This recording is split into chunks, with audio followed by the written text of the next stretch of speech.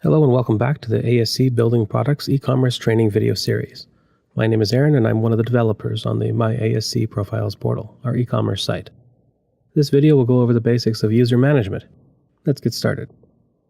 Controlling which of your users can log onto our site and what they can do is an essential feature of MyASCProfiles portal. To begin, go to the Identity menu at the top right and select Manage Users. Every employee account created for your company that you can control is listed here.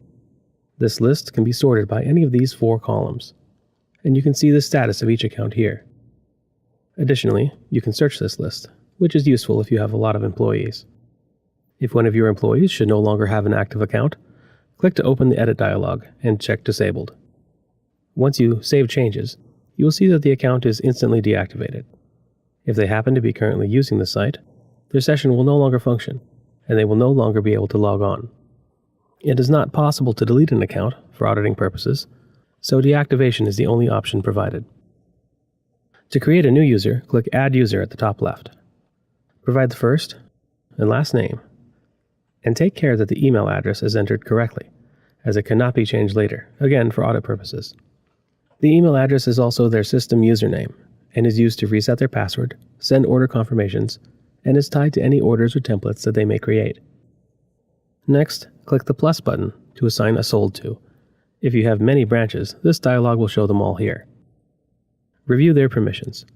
Some administrators prefer to give most of their employees accounts but prevent them from creating sales orders, instead preferring that they create templates that are reviewed and converted to sales orders by their corporate admin or a branch admin. You could also prevent template creation altogether, allowing only price lookup. Choice is yours. If you have multiple branches and want to delegate administration to your managers, you can create one branch admin per branch and give them similar powers to your own as a corporate admin, but restricted to just their sold to for their own branch. By default, a welcome email will be sent to the user similar to the one you received. However, if your employee does not have access to email, you can instead choose to have the message sent to yourself, allowing you to log on for them and set up their password, which you can then communicate to them offline. If you've done everything correctly, the Save Changes button will be enabled.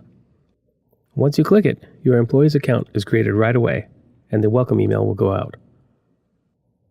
To return to the home page at any time, click the logo at the top left. That's it for this video. If you have any questions about user administration that aren't covered in this video, please contact your ASC representative. As always, feel free to take a look at our other videos to learn more.